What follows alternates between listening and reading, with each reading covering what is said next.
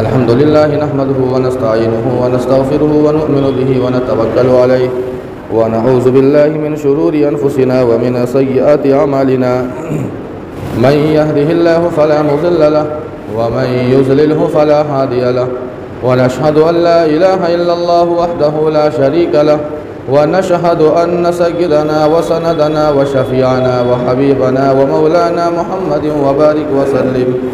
अम्मा बाद क़ाल अल्लाहु तबारक व तआला फ़ी कलामिहिल मजीद वल फ़ुरक़ानिल हमीद। अऊज़ु बिल्लाहि मिनश शैतानिर रजीम बिस्मिल्लाहिर रहमानिर रहीम। इन्ना अंज़लनाहु फ़ी लैलतिल क़द्रि व मा अदराक मा लैलतुल क़द्र। लैलतुल क़द्रि खैरुम मिन अल्फ़ि शहर तनज़्ज़लुल मलाइकतु वर्रूहु फ़ीहा बिइज़्नि रब्बिहिम मिन कुल्लि अम्र सलामुन हिय हत्ता मत्लइल फ़ज्र। वक़ाल अयज़न फ़ी मौदिइन आख़र या अय्युहल्लज़ीना आमनू कुतिबा अलैकुमुस सियामु कमा कुतिबा अलल्लज़ीना मिन क़ब्लिकुम लअल्लकुम तत्तक़ून। वक़ाल अयज़न फ़ी मौदिइन आख़र शहरु रमज़ान अल्लज़ी उनज़िल फ़ीहिल क़ुरआन हुदल लिन्नासि व बय्यिनातिन मिनल हुदा वल फ़ुरक़ान। सदक़ल्लाहु मौलानल अज़ीम व सदक़ रसूलुहुन नबियुल करीम व नहनु अला ज़ालिका लमिनश शाहिदीन वश्शाकिरीन वल्हम्दुलिल्लाहि रब्बिल आलमीन। मोहतरम हाज़रीन जुमा, अज़ीज़ान गिरामी, अमायदीन शहर और दूर दराज से तशरीफ़ लाए हुए हमारे दीनी ईमानी भाइयों, बुज़ुर्गों और दोस्तों, हम आप भी जानते हैं कि यह महीना रमज़ानुल मुबारक का महीना चल रहा है और आज 25वां रोज़ा है। आज हमारे 25 रोज़े मुकम्मल हो जाएंगे, उसके बाद 4 या 5 रोज़े और रह जाएंगे और फिर ये महीना हमसे और आपसे जुदा हो जाएगा। रमज़ानुल मुबारक में जितने जुमे आते हैं बेतरतीब देखा जाए तो फ़ज़ाइल के एतबार से सारे जुमे बराबर है, लेकिन आज का जो ये जुमा है ये इसे अलविदाई जुमा कहा जाता है। जैसे हमारे यहाँ अगर कोई मेहमान आता है तो हम उसे अलविदा करते हैं, रुख़सत करते हैं। उसका मतलब यही होता है कि अब ये हमारे दरमियान से जा रहे हैं। हम अपने मेहमान को जब रुख़सत करते हैं तो हमारे चेहरों पर अफसुर्दगी की कैफियत होती है, अफसोस का एहसास होता है कि काश हमारे दरमियान कुछ दिन और रह जाते, अगर वाक़ईतन वो मेहमान का खातिर तवाज़ु करने वाला हो तो। बिल्कुल यही हाल रमज़ानुल मुबारक का है कि रमज़ान में जितने जुमे आते हैं ये जुमा ये आखिर में आता है, इसलिए इसे अलविदा जुमा कहा जाता है। इसका मतलब ये होता है कि इसके बाद अब रमज़ान का कोई जुमा नहीं आएगा। यही हम और आप समझते हैं कि अब इसके बाद रमज़ान का कोई जुमा नहीं आएगा, इस रमज़ान का कोई जुमा नहीं आएगा। लेकिन इससे बढ़कर एक बात मैं आपसे और अर्ज़ करूँगा और वो हमें समझने की ज़रूरत है, और वही दरअसल अलविदा जुमा का पैगाम है। असल वही पैगाम है। हमने अपने असल पैगाम को भुला दिया। ये अलविदा जुमा जहाँ ये रमज़ान का आखिरी जुमा कहलाता है और हम ये एहसास करते हैं, सोचते हैं कि इस रमज़ान का ये आखिरी जुमा है, उसका नतीजा ये होता है कि हम खुशियों में मगन हो जाते हैं, इसलिए कि इसके बाद ईद आनी है। हम खुशियों में मगन हो जाते हैं और खुशियों में मगन होने का नतीजा होता है कि इंसान गुनाहों का इर्तिकाब कर जाता है। लेकिन जहां हम ये समझते हैं कि ये इस रमज़ान का आखिरी और अलविदा जुमा है, अगर वहीं हम और आप हर इंसान अपने मन से, अपने दिल में ये सोचे कि अगर ये रमज़ान का आखिरी जुमा है तो कहीं ऐसा तो नहीं है कि ये मेरी ज़िंदगी का आखिरी रमज़ान का आखिरी जुमा हो। हमने कभी इसका एहसास नहीं किया। आज अल्लाह ताला ने हमें रमज़ान का आखिरी जुमा नसीब किया, लेकिन ऐसा भी हो सकता है कि हमारी ज़िंदगी का यह आखिरी जुमा हो, आखिरी रमज़ान हो, और हज़ारों मिसालें मौजूद है आप याद कीजिए, पिछले रमज़ान को आप थे, आपके रिश्तेदार भी थे, आपके दोस्त और यार भी थे, लेकिन आज आप हैं, आपका दोस्त नहीं है, आपका रिश्तेदार नहीं है। वो आपका दोस्त, आपका अजीज़, आपका रिश्तेदार इसी तरह खुशियाँ मनाया था, आपने भी हमने भी मनाया था, और ये सोचा था कि इस रमज़ान का आखिरी जुमा है, लेकिन उन्हें यह पता नहीं था कि उनकी ज़िंदगी का यह आखिरी रमज़ान का आखिरी जुमा है। अगर हमारे दिल में ये एहसास पैदा हो जाए तो 25 रोज़े गुजर चुके हैं, नाकदरियों के साथ गुजरे हैं, 4 रोज़े 5 रोज़े जो बाकी है हम उसकी नाकदरी कभी नहीं करेंगे, उसकी कदरदानी करेंगे। अगर हमारे दिल में यह एहसास पैदा हो जाए, और किसी को कुछ पता नहीं है, इंसान को कुछ नहीं पता है, जहाँ हम एक तरफ अलविदा कह रहे हैं, कहीं ऐसा न हो कि हमारी ज़िंदगी के साथ साथ ही इस जुमे का भी अंत हो, ऐसा ना हो। हमें एहसास नहीं है, हमें ज़रा उस मन से भी सोचना होगा ये ज़िंदगी कब तक। ये अलविदा जुमा हमें पैगाम दे रहा है कि जो आता है उसे जाना है। कुल्लु मन अलैहा फ़ान व यबक़ा वजहु रब्बिका ज़ुल जलाली वल इकराम, कि इस धरती पर, इस कायनात में जितनी भी चीज़ें हैं, सारी चीज़ें फ़ानी हैं, अगर कोई बाकी है तो वो सिर्फ़ और सिर्फ एक रब्बे ज़ुल जलाल की ज़ात है। रमज़ान आया था, हमने इस्तक़बाल किया था, बड़े जोश के साथ रमज़ान आया, लेकिन आज ये जा रहा है। एक दिन हम पैदा हुए थे, ये हमें सबक दे रहा है, और एक दिन हमें जाना भी है। जब दुनिया में इंसान आता है तो खुशियाँ मनाई जाती हैं, और जब इंसान दुनिया से जाता है गम मनाए जाते हैं। रमज़ान जब आया था तो कितनी खुशियाँ हमें हुई थी, लेकिन आज हमारे दिल के किसी न किसी कोने में ज़रूर अफसोस का एहसास होगा कि रमज़ान का महीना हमसे गुजर रहा है, अल्लाह का मेहमान हमसे दूर जा रहा है। पता नहीं वो रमज़ान जो आइंदा आने वाला है, जिस रमज़ान की इतनी अहमियत, इतने फ़ज़ाइल, जिसके लिए पूरे साल जन्नत को संवारा जाता हो, इस रमज़ान की आमद के इस्तक़बाल के लिए पूरा साल जन्नत को संवारा जाता है।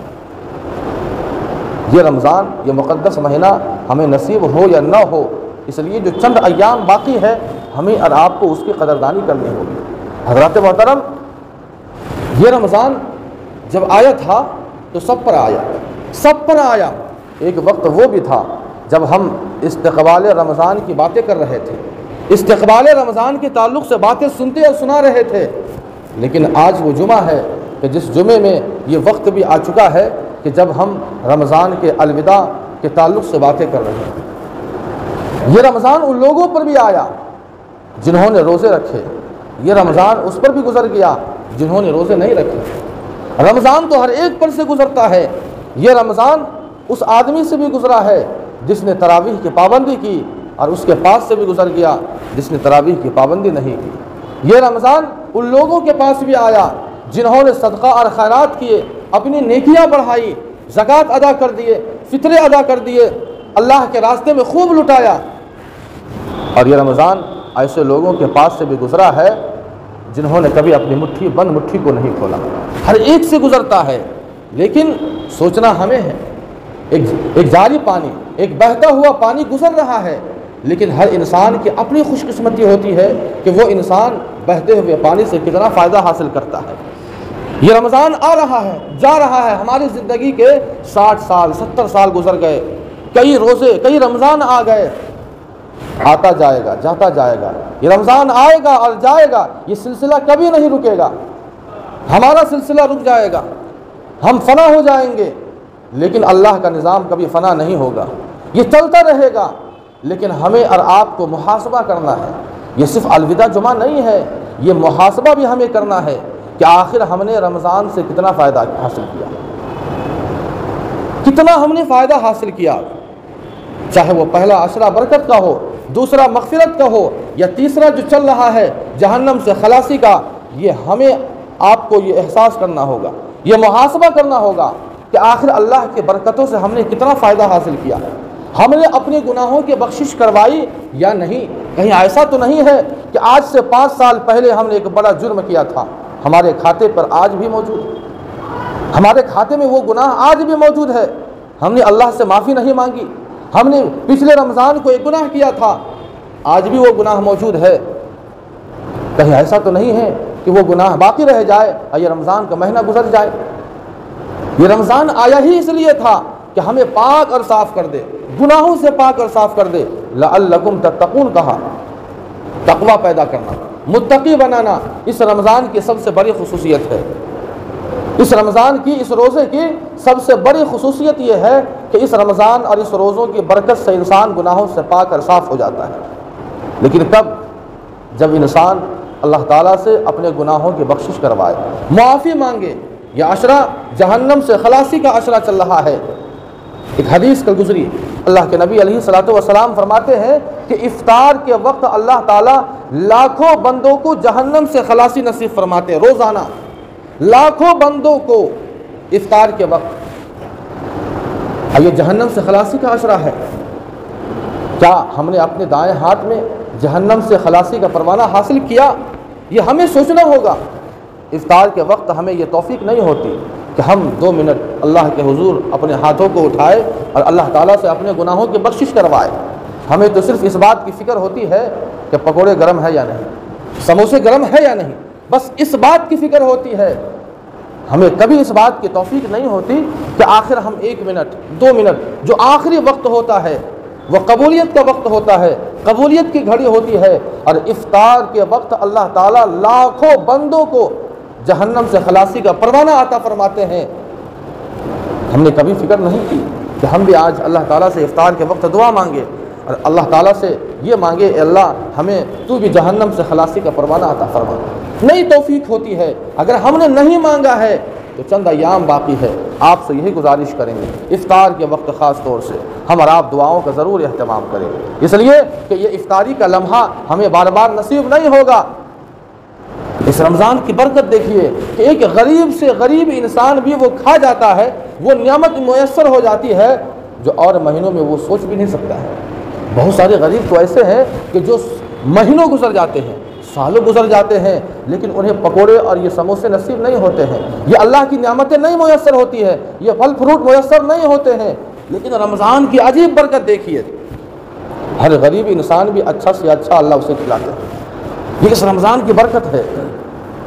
तो आज का ये जुमा, ये अलविदा जुमा, ये सिर्फ अलविदा नहीं है, ये मुहासबा भी हमें करना है कि आखिर हमने क्या किया, हमने कितने रोज़े रखे, कितनी तरावी की पाबंदी की हमने। ये सोचने की बात है, ये हमें सोचना होगा और ये सबक लेना होगा कि आखिर हमने कितनी कदरदानी की, कितनी नाकदरी की। और अगर हमने इन गुज़रे हुए रमज़ान के रोज़ों की नाकदरी की है तो अल्लाह ताला से हम माफ़ी मांगे। अल्लाह गफूरुर रहीम है। अल्लाह ताला तो ऐलान करते हैं रमज़ान की हर रात में, यह हदीस बार बार आपके सामने सुनाई जाती है कि रमज़ान की हर रात में अल्लाह ताला मुनादी लगाते हैं, आवाज़ लगाते हैं। है कोई जो खैर का तलाशने वाला हो, है कोई ऐसा बंदा जो अपने गुनाहों की बख्शिश करवा ले, है कोई ऐसा परेशान हाल जो अपनी परेशानियों को मेरे सामने रखे और मैं उसकी परेशानी को दूर करूं। हर रात, रमज़ान की हर रात में, याद रखें इस रमज़ान की यही खुसूसियत है कि रमज़ान की हर रात में सुबह तक अल्लाह ताला मुनादी लगवाते हैं, आवाज़ लगवाते हैं। लेकिन हमारी बदकिस्मती है कि हम और आप, हमें अपनी नींद से छुट्टी नहीं, हमें अपनी ज़रूरियात से फुर्सत नहीं है। हाज़रीन, ये आखिरी अशरा है और रमज़ान जू ख़त्म होता जाता है, जो अय्याम जब कम बाकी रह जाते हैं तो इंसान रोज़ों से, नमाज़ों से, तरावी से और गफलत बरतना शुरू कर देता है। इसका ख्याल रखें। रात में एक बात मैंने कही थी जो आपसे भी कहनी है, इंसान को जब मजदूरी मिलती है तो वो आखिर में मिलती है। एक मजदूर इंसान जो सुबह से काम करता है, ऐसा कभी आपने नहीं देखा होगा कि 2 घंटा काम करने के बाद उसे मजदूरी दी गई हो, इसलिए कि उससे ये बात मुआहदा है कि शाम तक 8 घंटे काम करना है। जब 8 घंटे पूरे होते हैं तब जाकर आखिर में उसे मजदूरी दी जाती है। हम अल्लाह के मजदूर हैं, हम मजदूर हैं अल्लाह के, और एक रमज़ान से हम अल्लाह की मजदूरी कर रहे हैं। और ये जो चंद अय्याम हैं, ये अय्याम मजदूरी के अय्याम हैं, अल्लाह से मजदूरी लेने के अय्याम हैं। इसलिए इन अय्याम में हमें और ज़्यादा अल्लाह से जुड़ने की ज़रूरत है, नमाज़ों से जुड़ने की ज़रूरत है, तरावीह से जुड़ने की ज़रूरत है। जब तरावीह की बात आई तो एक गलत फहमी को आप दूर कर लीजिए, एक गलत फहमी को आप हजरात दूर कर लीजिए। जब कुरान मुकम्मल होता है, जब कुरान मुकम्मल होता है, देखिए कुरान तो 10 दिन में भी मुकम्मल हो जाता है। आपने देखा होगा जो हजरात मशगूल रहते हैं वो 10 दिन में ही सुन लेते हैं, 15 दिन में सुन लेते हैं। तो कुरान का मुकम्मल करना ये अलग है और तरावीह ये अलग है। 21 दिन में, 25 दिन में, 23 दिन में, 10 दिन में, 27 दिन में ये जो कुरान ख़त्म होता है, तरावीह मुकम्मल नहीं होती है। ये हम और आप ये समझते हैं और ये कहते हैं कि तरावीह ख़त्म, तरावीह ख़त्म, आज से तरावीह बंद। ऐसा नहीं है। तरावीह का ताल्लुक़ ये रमज़ान से है और चाँद से। चाँद होगा तो तरावीह बंद होगी, चाँद नहीं होगा चलता रहेगा। जब अल्लाह चाँद कर दे, 29 को करे कि 30 को करे, ये अल्लाह के हाथ में है। लेकिन तरावीह चलती रहेगी। लेकिन होता यह है कि अगर 21 दिन में मान लीजिए कुरान मुकम्मल हो गया, या 23 दिन में कुरान मुकम्मल हो गया, या 10 दिन में कुरान मुकम्मल हो गया, उसके बाद तो हम तरावीह से ऐसा मुंह मोड़ लेते हैं कि लगता है कि सदियों पुरानी दुश्मनी है तरावीह से। इसलिए तरावीह यह अलग सुन्नत है और सुन्नत मुअक्कदा है। याद रखें, सुन्नत मुअक्कदा है और सुन्नत मुअक्कदा का हुक्म यह है कि इंसान अगर बार बार वो छोड़ता है तो वो गुनहगार होगा। इस बात का हम आप समझें, इसलिए तरावीह चलती रहेगी। तो बात असल ये चल रही थी कि आखिर अय्याम में ये मज़दूरी अल्लाह की तरफ से दी जाती है, लिहाजा इन अय्याम में हम अल्लाह ताला के घर से, अल्लाह के निज़ाम से और जुड़ें, अल्लाह ताला के नमाज़ों से और जुड़ जाएं, अल्लाह के अहकाम से और जुड़ें, नमाज़ों से और जुड़ जाएं, रोज़ों से और जुड़ जाएं। कहीं ऐसा ना हो कि शुरू से एक रमज़ान से हमने अल्लाह की मज़दूरी की, रोज़ों का अहतमाम, तरावीह का अहतमाम, लेकिन आखिर में आते आते ईद की शॉपिंग, ईद की मार्केटिंग उसमें लग गए और नतीजा ये हुआ कि हम नमाज़ों से मुँह मोड़ लेते हैं, तरावीह से मुँह मोड़ लेते हैं, नमाज़ों से, रोज़ों से मुँह मोड़ लेते हैं। नतीजा ये होता है कि इंसान अपनी मज़दूरी से महरूम हो जाता है, इंसान अपनी मज़दूरी से महरूम हो जाता है। इसलिए इस बात का ज़्यादा एहतमाम करे कि इन अय्याम में हमें ज़्यादा से ज़्यादा फ़िक्र करनी है। शब क़द्र के ताल्लुक़ से कई बार बात आ चुकी है, लेकिन आखिरी बार हमारा आप समझें, अभी भी 2 शब क़द्र बाकी है। 21, 23, 25 ये 3 रातें गुजर चुकी है। 27 और 29 ये 2 रातें बाकी है। कुरान की जो मैंने आयत पढ़ी, इन्ना अंज़लनाहु फ़ी लैलतिल क़द्र वमा अदराका मा लैलतुल क़द्र लैलतुल क़द्र खैरुम मिन अल्फ़ि शहर। इस शब क़द्र के ताल्लुक़ से अल्लाह ताला ने पूरी सूरत को नाजिल फरमा दी। अल्लाह के नबी अलैहिस्सलातु वस्सलाम के सामने जब ये तज़किरा किया कि पिछली उम्मतों की उम्रें 900 साल, 800 साल, 500 साल हुआ करती, और मेरी उम्मत की उम्र 60 साल, 70 साल, 50 साल, 40 साल, और क्या यही उम्र होती है। तो अल्लाह के नबी अलैहिस्सलातु वस्सलाम को अफसोस हुआ, एहसास हुआ, अल्लाह ताला से दुआ मांगी, ए अल्लाह कहीं ऐसा ना हो कि वो लोग आगे बढ़ जाए, नेकियों में आगे बढ़ जाए। चुनांचे अल्लाह ताला ने शब क़द्र अता फरमाई और ये पूरी सूरत नाजिल फरमाई। और इस उम्मत की, इस रमज़ान की खुसूसियत ये है कि यह रात यानी शब क़द्र जो खैरुम मिन अल्फ़ शहर, शहर के माने महीना, अल्फ़ के माने हज़ार, हज़ार महीनों से अफजल है। 1000 महीने, एक महीना नहीं, 1000 महीने। अब उसे हम आप काउंट कीजिए कितने रमज़ान आते हैं। 1000 महीनों से अफजल है। यानी अगर कोई बंदा एक रात, एक शब क़द्र गुजार लेता है अल्लाह की इबादत में, तो उसे 1000 महीने इबादत करने का सवाब मिल जाएगा। 1000 महीने इबादत करने का सवाब मिल जाएगा। पिछली उम्मतों की उम्र ज़्यादा हुआ करती थी, इस उम्मत की उम्र चूँकि कम कर दी गई है, इतनी बड़ी बड़ी उम्रें हुआ करती थी। अब इस उम्मत की उम्र क्या है? 50 साल। अब तो 40-50 साल बहुत हो गया। पहले के लोग खाते पीते थे तो 60 साल, 70 साल, 80 साल, उस ज़माने के लोग आज भी हैं जो वो खाए हुए हैं। अब कहाँ, जितना उन्होंने दूध पिया वो पानी भी नसीब नहीं होता है आज। तो अब तो उम्रें और कम हो गई, लेकिन अल्लाह ताला ने हमें वो रात अता फरमाई जिसे शब क़द्र कहते हैं। और अभी भी 2 रात बाकी है, जिसे 27 और 29 ये 2 रातें हैं। हम और आप अगर इन रातों को जाग कर अगर हमने इबादत की तो इंशाअल्लाह उन उम्मतों से नेकियों में आगे बढ़ जाएंगे। और इस रात के लिए पूरी सूरत को अल्लाह ताला ने नाजिल फरमा दी। आखिर में चंद अहकाम ईद के ताल्लुक़ से, फ़ित्रे के ताल्लुक़ से बहुत सारी बातें नहीं आ सकी थी, तो वो सारी बातें इंशाअल्लाह आपके सामने कहकर वक्त भी हो जाएगा। बहुत अहम बात है सदक़े फ़ित्र के ताल्लुक़ से, चूँकि पिछले जुमा आपके सामने बात नहीं आ पाई थी किसी कारण, इसलिए आज के जुमे में इंशाअल्लाह सदक़े फ़ित्र के ताल्लुक़ से और इसी तरह ज़कात के ताल्लुक़ से जो गलत फहमी अब भी लोगों को बाकी है, और ईद के ताल्लुक़ से भी रोज़े का फ़िदिया है, ये अहम कुछ ज़रूरी बातें हैं जो आपके सामने नहीं बयान की गई है, वो बयान की जाएगी इंशाअल्लाह। उसके बाद वक्त भी हो जाएगा। जिन हज़रात को वक्त नहीं मिला, जगह नहीं मिली, ऊपर चले जाए भाई, आप लोग खड़े ना रहें, ऊपर जाइए। जगह बहुत है, ऊपर भी अगर जगह पुर हो तो बाहर में है। देखिए, सदक़े फ़ित्र के ताल्लुक़ से हम आप याद रखें कि ईद की नमाज़ जब हम पढ़ते हैं तो ईदगाह जाने से पहले हम आप कोशिश करें कि सदक़े फ़ित्र हम अदा कर दें। सदक़े फ़ित्र किसको दें? आसान उसका हल है कि जो ज़कात के मुस्तहिक़ीन हैं वही सदक़े फ़ित्र के मुस्तहिक़ीन होते हैं। यानी जो गरीब हैं, जो मिस्कीन हैं, जो आपके रिश्तेदार हैं, गरीब है, मिस्कीन है, ये जिनको हम ज़कात देते हैं उन्हें हम सदक़े फ़ित्र देंगे। रिश्तेदार बहुत सारे आपके ऐसे होते हैं जो गरीब होते हैं, उन्हें हम ज़कात हो या सदक़े फ़ित्र दे सकते हैं, लेकिन उसूल और फ़ुरू को न ज़कात दे सकते हैं और न सदक़े फ़ित्र। याद रखें। अब उसूल क्या है, फ़ुरू क्या है?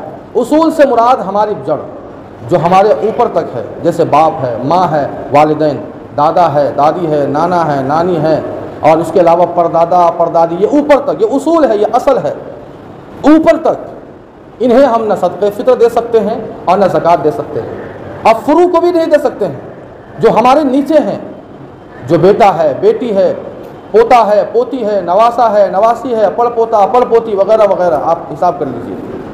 ये उसूल और फ़ुरू को हम और आप न सदक़े फ़ित्र दे सकते हैं और न ज़कात दे सकते हैं। इनके अलावा जो रिश्तेदार है, मिसाल के तौर पर भाई है, बहन है, चचा है, चची है, खाला है, खालू है, फूफा है, फूफी है, मामू है, मुमानी है, सास ससुर को नहीं छोड़िए, सास ससुर भी है, भांजा है, भांजी है, भतीजा है, भतीजी है, ये सारे लोग न उसूल में आते हैं न फ़ुरू में आते हैं। आपके रिश्तेदार हैं, आपके चचा है, आपका भांजा है, आपके भतीजी है, आपके मामू हैं, आपके मुमानी हैं, या इसके अलावा जो और भी फूफा है, फूफी है, अगर गरीब है, वाक़ियतन है, आपके रिश्तेदार है तो वो मुस्तहिक़ है, आप ज़रूर भी ज़रूर उसे हम जो है सदक़े फ़ित्र या इसी तरह ज़कात हम उसे ज़रूर अदा करें। चूँकि इस्लाम का जो निज़ाम है इसे समझने की ज़रूरत है। सबसे ज़्यादा अगर गुरबत और जहालत है तो वह हमारे और आपके दरमियान है, और इस चीज़ को ख़त्म करने के लिए शरीयत ने निज़ाम ज़कात रखा है। निज़ाम ज़कात दोनों से जोड़ दिया, जहालत दूर होगी और इसके अलावा गरीबी दूर होगी। जहाँ हम मदारिस में देते हैं वहाँ इल्म की रोशनी फूटेगी, जहालत दूर होगी। रिश्तेदारों में देते हैं, गरीबी दूर होगी। ये इस्लाम का निज़ाम है, समझने की ज़रूरत है। तो सदक़े फ़ित्र के ताल्लुक़ से बात है कि सदक़े फ़ित्र न उसूल को देना है न फ़ुरू को, लेकिन उनके अलावा जो भी रिश्तेदार है उन्हें हम आप दे सकते हैं। सदक़े फ़ित्र किस हिसाब से निकाले, इससे पहले भी बात आ चुकी है कि गेहूँ हो, खजूर हो, किशमिश हो, या पनीर हो, या जौ हो, ये इसके हिसाब से हम आप निकाल सकते हैं। चूँकि इंसानों में भी बेतरतीब और लोगों की हैसियत के एतबार से अलग अलग लोग होते हैं। कोई गरीब है, कोई मुतवस्सित दर्जे का है, कोई आला किस्म का है, इसीलिए सदक़े फ़ित्र। लेकिन होता यह है कि चाहे वो मालदार हो या गरीब हो, हर इंसान गेहूँ के हिसाब से 50 रुपया 60 रुपया निकालता है। लेकिन ऐसा नहीं है। अल्लाह ने आपको माल से नवाजा है तो आप किशमिश है, खजूर है, पनीर है, जौ है, उसके हिसाब से निकालिए। अगर आप गरीब है तो आप गेहूँ है 60 रुपया, आप उसके हिसाब से निकालिए। अल्लाह ताला ने आपको खूब नवाजा है तो खजूर का हिसाब है 1920 रुपया आता है, किशमिश का है 846 है, पनीर है 1220 है, जौ है 220 है। आप मुतवस्सित है, जौ का हिसाब निकाल लीजिए, 220 रुपया के हिसाब से जितने लोग हैं हर एक की तरफ से अदा कर दीजिए। लेकिन ऐसा नहीं होता है। अल्लाह ने हमें अच्छा माल दिया और ज़्यादा माल दिया, तो हम भी ये कोशिश करें कि अल्लाह के रास्ते में अच्छा माल दे और ज़्यादा माल दे, ताकि दोबारा हमें अल्लाह ताला हमें लौटा दे। तो सदक़े फ़ित्र के ताल्लुक़ से यह बात आ गई है। ज़कात के ताल्लुक़ से चूँकि बहुत सारी बातें आपके सामने 2 जुमे जो है बातें आई हैं, 1-2 बातें जो है आप सुन लीजिए, और ज़कात का जो बाब है वो आज मुकम्मल हो जाएगा। ज़कात के ताल्लुक़ से एक मसला एडवांस के ताल्लुक़ से हम आप कशमकश में रहते हैं कि एडवांस के ऊपर है या नहीं। जो हम एडवांस देते हैं 5-5 लाख, चाहे वो मकान का हो, दुकान का हो, या जो भी हो, तो इस सिलसिले में हम आप याद रखें कि वो पैसा हमारा है, वो आपका है। तो हमने जो एडवांस जमा किया है उसकी ज़कात आपके ऊपर है, उसकी ज़कात भी देनी होगी। और आपको मैंने ज़कात के ताल्लुक़ से बताया था कि हमारी मिल्कियत में जो पैसे हैं, जहाँ भी हमने रखा है, हम आप ये समझते हैं कि हमारे घर में तिजोरी में पैसा बंद है, बस उसी पर ज़कात है, या मान लीजिए बैंक में है, रखा हुआ है, बस उसी पर है। लेकिन जो हमने किसी को कर्ज़ दिया, जो हमें लौटाएगा, हमने एडवांस जमा किया, जो कल हो के अगर हम दुकान छोड़ेंगे तो वो पैसा हमें मिलेगा, हम उसे नहीं जोड़ते। हमने शादी के लिए पैसा रखा है कहीं और, पोस्ट ऑफिस में या कहीं और, हम उसे नहीं जोड़ते हैं। ये सारा पैसा हमारा है, ये हमारी मिल्कियत है। मैंने आपको बितफसील बताया था इसलिए आपसे आज के जुमे में आखिरी गुजारिश यही है कि ये दुनिया है, ये आँख, ये दोनों आँख देख रहे हैं आप लोग, ये आँख जब तक खुली हुई है तब तक हम और आप एक एक पाई का हिसाब करके जाएं। एक एक पाई का अल्लाह देख रहा है, आपका दिल देख रहा है, अल्लाह जानता है कि आपने दिल में क्या छुपाया, कोई नहीं जानता। कोई किसी को मतलब नहीं है कि आपके घर में क्या है, आपके दिल में क्या है, आपके पास कितना है, अल्लाह देख रहा है। अल्लाह को आप हाजिर नाजिर रखिए, अल्लाह को गवाह रखिए और उसके बाद एक एक पाई का हिसाब कीजिए। और मैं तो एक बात बार बार ये अर्ज़ करता हूँ आपसे कि अगर हमने यहाँ हिसाब नहीं किया तो कोई फिक्र करने की ज़रूरत नहीं है। आँख बंद होगी, वहाँ हिसाब होना है, वहाँ तो होना है, लेकिन वहाँ की रुसवाई और ज़िल्लत से अगर हमें बचना है तो यहाँ थोड़ी सी परेशानी आएगी। हमें अफसोस होगा कि इतना पैसा जा रहा है, जा नहीं रहा है, वो अल्लाह का हक़, वो आपका नहीं है, वो गरीबों का हक़, वो अल्लाह का हक़ है। इसलिए आपसे यही गुजारिश करेंगे कि जो भी आपके पास जहाँ जहाँ भी है आप देख लीजिए, सारों का हिसाब जो है करके आप निकाल दीजिए। और रमज़ान में इसलिए कहा जाता है कि यहाँ तो चूँकि एक मौसम है, एक सीज़न है, यहाँ नीतियों का सीज़न होता है। आप आज निकालेंगे एक का तो 70 मिलेगा, लेकिन रमज़ान के बाद निकालेंगे तो आधा तो होगा, लेकिन एक का एक मिलेगा, 70 नहीं मिलेगा, इसलिए आप उसे निकाल दें। इसके अलावा रोज़े का फ़िदिया बहुत अहम मसला है, बहुत अहम मसला है। ख़ास तौर से वो लोग जो रोज़ा नहीं रखते हैं, जो हल्की फुल्की बीमारी होती है और रोज़े का फ़िदिया अदा कर देते हैं। याद रखें, दोनों कान खोल कर सुन लें, इसमें अक्सर हमारे नौजवान इस गलत फहमी में मुब्तला है। शरीयत को इतना हलवा भी हम आप ना समझें, इतना आसान भी नहीं है जितना हमने खिलौना बनाया है, इतना भी आसान हलवा नहीं है। इस मसले को दोनों कान से सुने आप लोग। रोज़े का फ़िदिया शेख फ़ानी के लिए है, याद रखें, शेख फ़ानी के लिए है, मरीज़ और बीमार के लिए नहीं है। दोनों कान खोलकर आप लोग सुन लीजिए इस मसले को। असल में होता क्या है कि थोड़ी सी बीमारी आ गई, मान लीजिए बीमार पड़ गए, हमने फ़िदिया दे दिया और हम समझते हैं कि अदा हो गया। याद रखें, वो मरीज़ जिसके तंदुरुस्त होने की उम्मीद अब नहीं है, ऐसी बीमारी उसके बदन में घुस गई कि डॉक्टर ने कह दिया कि बस 2 महीने का मेहमान, वो शेख फ़ानी है जो अब उसे ज़िंदगी दोबारा नहीं मिलेगी। बहुत सारे हमारे और आपके दरमियान ऐसे लोग होते हैं, अल्लाह हम सब की ऐसी बीमारियों से हिफाजत करे। डॉक्टर ने कह दिया कि अब ये इससे तंदुरुस्ती नहीं मिलेगी, अब ये ऐसा बीमार पड़ गया कि उसे अब ज़िंदगी से मायूसी मिल चुकी है, अब वो दोबारा उसे तंदुरुस्ती नहीं मिलेगी, जिसको शेख फ़ानी कहते हैं, शेख फ़ानी। ऐसे लोगों के लिए है फ़िदिया कि वो अपने रोज़े का फ़िदिया अदा करे, या वो मरहूम जो इस दुनिया से गुजर गया, उसके ज़िम्मे कुछ रोज़े बाकी थे, उसने वसीयत कर दी है, तो ऐसे लोगों की तरफ से फ़िदिया है। लेकिन मरीज़ के लिए नहीं है। आज हम बीमार पड़ गए, 2 दिन में तंदुरुस्त हो जाएंगे, लेकिन हम 2 दिन का हम फ़िदिया दें, ये अदा नहीं होगा, आपको बाद में रखना होगा। जो बीमार जिसके तंदुरुस्त होने की उम्मीद है, 10 दिन में, 15 दिन में, 20 दिन में, 1 महीना में, ऐसे लोग अगर रोज़े का फ़िदिया अदा करते हैं तो वो फ़िदिया कबूल नहीं होगा। तंदुरुस्त होने के बाद भी उन्हें रोज़ा अदा करना होगा, रखना होगा, उन्हें रोज़ा रखना होगा। इस गलत फहमी से हम आप निकल जाए, शरीयत को इतना आसान भी ना समझे हम आप। तो ये रोज़े का फ़िदिया है। उसके अलावा आखिरी बात है जो आपके सामने जो है कह के जो है वक्त भी हो रहा है। ईद के ताल्लुक़ से कुछ आदाब है, कुछ सुनन है, वो सुन लीजिए, इसलिए कि इसके बाद कोई जुमा तो आएगा नहीं कि ईद के ताल्लुक़ से आपके सामने बात की जाएगी। 10 सुन्नतें और आदाब सिर्फ गिनवा देता हूँ आपके सामने, इसका हम आप ख्याल रखेंगे। ईद के वक्त का भी ऐलान हो जाएगा और उसके बाद जो है बात ख़त्म हो जाएगी। उससे पहले आपसे गुजारिश करेंगे कि जो हजरात खड़े हैं, जगह बहुत है, ऊपर में चले जाइए आप लोग, क्योंकि अब वक्त है खुतबे का हो जाएगा। बाहर में भी जगह शायद खाली होगी, बिछा दिया गया है सब, आप लोग चले जाए, ऊपर में भी चले जाएँ। देखिए, ईद के ताल्लुक़ से ईद ये खुशी का मौका होता है। सबसे पहली बात तो ये हमारा आप याद रखें कि ये ईद की खुशी जहाँ हम अपने बच्चों के साथ ईद की खुशी बांटते हैं, मनाते हैं, वहाँ हम अपने समाज के लोगों को, अपने मुआशरे में जो लोग गरीब हैं, जिनके घर चूल्हे नहीं जलते हैं, हम और आप उन्हें भी अपनी खुशी में शरीक करें। वो खुशी क्या खुशी है कि जिस खुशी में हमारा पड़ोसी और रिश्तेदार या हमारा पड़ोसी गरीब शामिल ना हो, उस खुशी की कोई हैसियत नहीं है।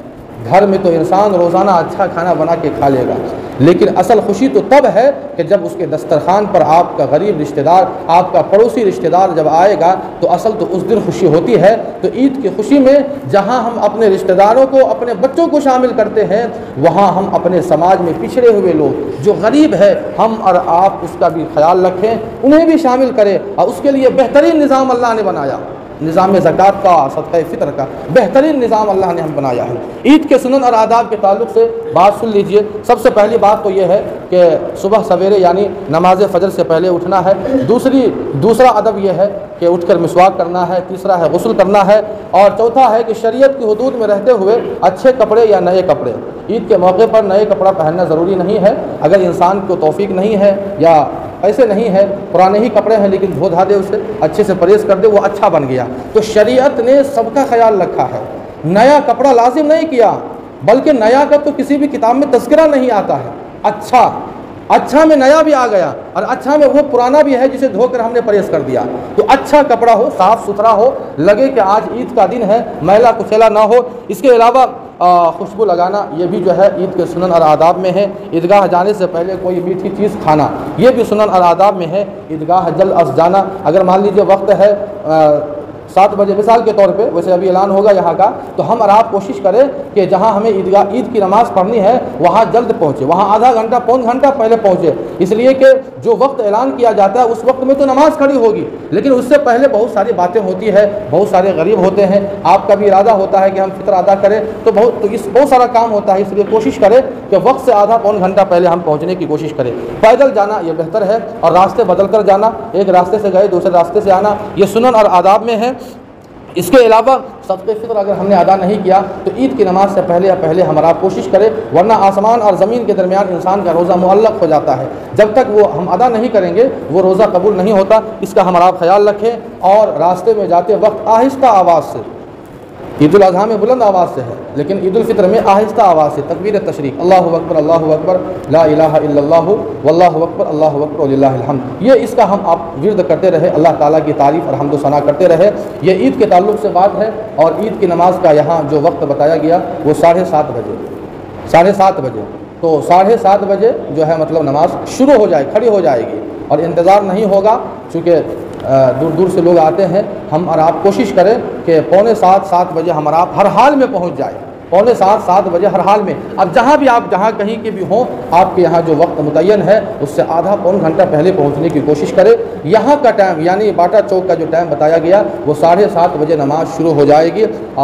इसलिए हमारा आप इसका ख्याल रखें। बहुत सारे उम्मीदें लेकर आपकी खिदमत में आते हैं, मदारिस के ज़िम्मेदार लोग आते हैं, बड़े बड़े उलमाए किराम होते हैं। हम और आप इनका ख्याल रखें। रमज़ान का महीना है, ये मुआख़ात का महीना है, तो इसलिए बहुत सारे गरीब आते हैं जिन्हें आप जानते हैं। हम सब का ख्याल रखेंगे। ईद की खुशियों में हम सब मिलकर जो है खुशियाँ मनाएंगे और कोशिश करेंगे कि किसी तरह का माहौल, अफरा तफरी का माहौल न बने। वो हदीस मैं आज के जुमे तक भूल रहा था, लेकिन अचानक वो हदीस याद आ गई। सुन लीजिए, बात ख़त्म हो जाएगी। रात में ख़त्म कुरान के ताल्लुक़ से वो हदीस मैंने बयान की थी।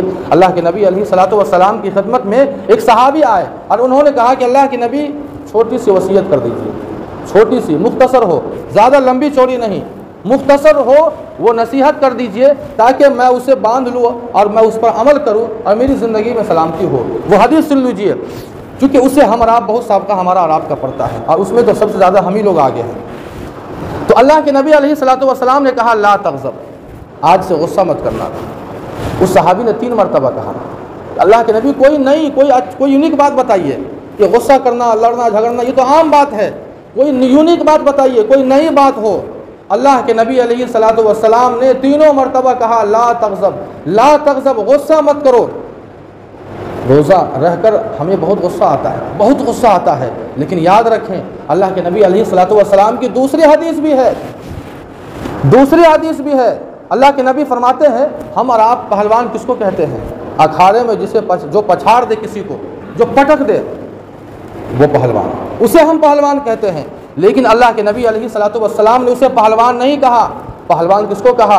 अल्लाह के नबी फरमाते हैं कि पहलवान तो वो इंसान है जो गुस्से के वक्त गुस्से पर कंट्रोल कर ले, गुस्से पर जिसने काबू पा लिया, गुस्से के घोंट को जिसने पी लिया, दुनिया का सबसे बड़ा पहलवान वो इंसान है, लेकिन रोज़ा रहकर तो हमें बात बात पर गुस्सा, और गुस्सा ही नहीं आता है। अल्लाह हम सब की हिफाजत करे।